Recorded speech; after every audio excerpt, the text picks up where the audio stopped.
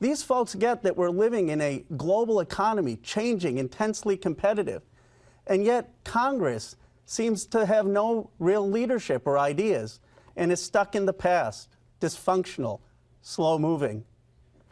So tonight I ask, imagine if we had a new standard. Imagine if our elected officials were as hardworking and entrepreneurial as the people in this district. That's the change we need. That's the new Congress we need. And that's why I aspire to represent this area in the United States Congress. But the congressman, you know, I respect his career in public service, and he talks a lot about things he's proposed or things he wants to do. The frustration people have, though, is nothing is getting done. The congressman's record, and the reason the Mercury News has endorsed me in the Chronicle, is they have said, quote, that he's irrelevant on the policy debate because earmarks no longer exist. And he has passed one bill in 14 years. The other thing, which I think sometimes is lost in this debate, you know who's really part of the top 1%? Members of Congress.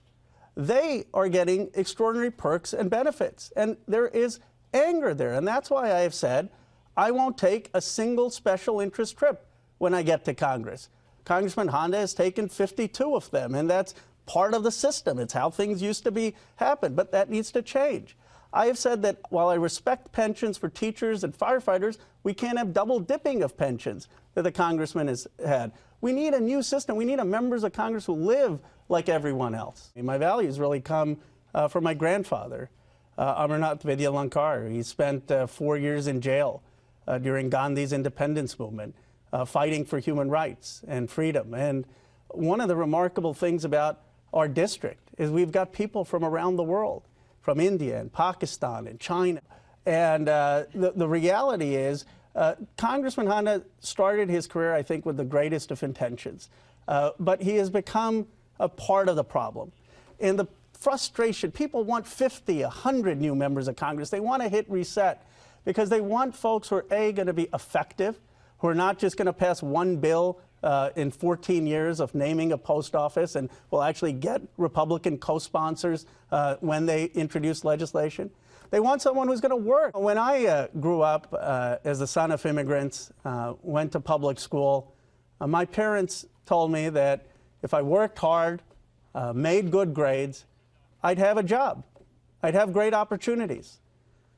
And in this campaign, one of the things I'm proud of is I've gone to almost every high school in the district, Monte Vista, Milpitas, Irvington, and I ask kids, I ask them, are you concerned about getting a job when you graduate? You know what? 80% of kids raise their hand. For the first time in our country's history, there's a question. Is the American dream going to be alive for the next generation?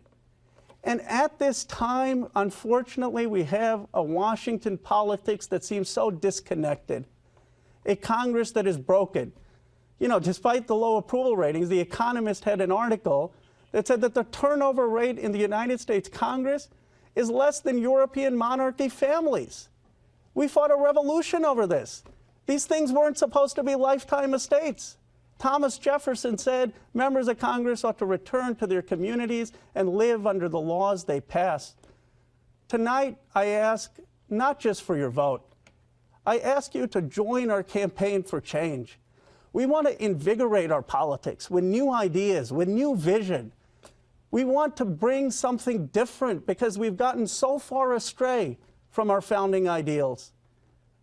I want to work to help make the American dream possible for the next generation, the dream that inspired my parents to immigrate to this country in the 1960s. Thank you.